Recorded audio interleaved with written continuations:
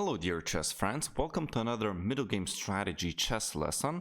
Today I would like to share a free lesson with all of you, and before I guide you through this position, what I would like you to do is actually to pause the video and think, what would you play if you were given the white pieces here?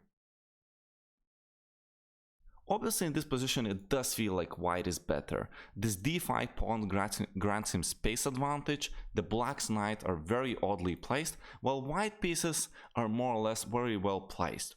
Now there is a very annoying thing about this position for white, is that the black's queen is actually covering this whole diagonal and she's kind of very active. So what could be white's plan in this position? Well, in chess we have long-term plans which are usually attacking some sort of weakness king or pushing a passed pawn to promotion of a new queen. However, sometimes we need short-term plans to achieve long-term strategic goals. And one of those would be improvement of the position.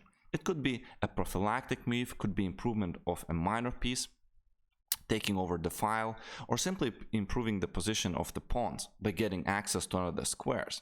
Now, in this specific position, white can choose of two interesting moves. One would be very simple. That would be queen e3, simply making an argument that I'm attacking d6, a chronic weakness of black's.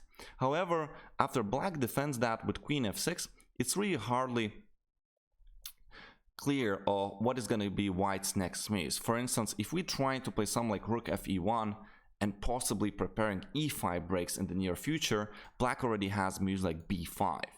Now if after b5, let's say bishop retreats to b3, rook can come to c3, and it's already far from clear what is going on. Now if the bishop would retreat to, say, a2, then already black can play a5 and b4 and creating a counterplay with those two powerful passed pawns on the other side of the board. Now, in this position, white has a very strong move, and that would be queen f2. The argument is that I want to put my dark square bishop on the longest possible diagonal on the board and fighting for the dark squares. As you can see, black, by pushing his pawns on the king side on the light square, has weakened a lot of dark squares around his king. And with the absence of the dark square bishop, maybe white can take advantage of that due to the fact that he does have dark square bishop himself. So black right now has a tricky move, knight c3.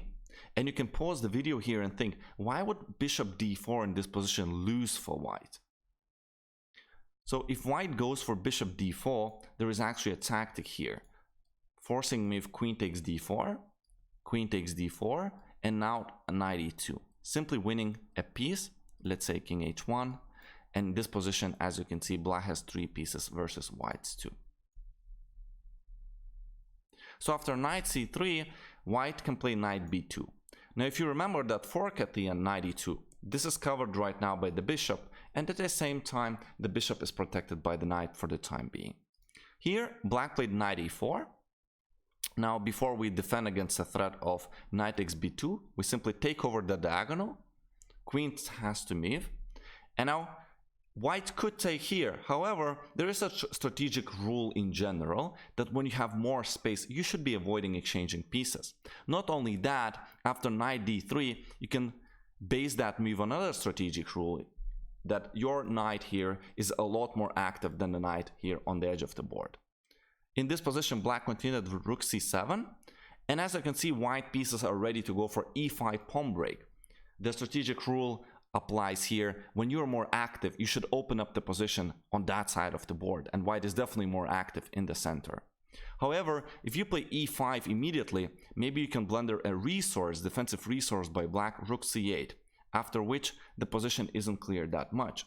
So white plays a prophylactic move, bishop b3, offers an exchanges of rooks. Black wins the file, rook c8 we have to, let's say, take.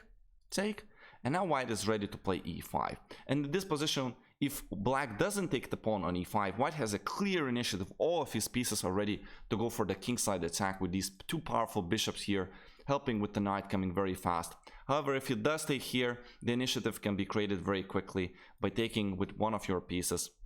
And there are a lot of tactics to be found for the white due to the superior activity. Hope you enjoyed this short video lesson on the middle game strategy. If you did, please enjoy and subscribe to my channel, and I'm gonna make tomorrow another lesson. See you there. Bye bye.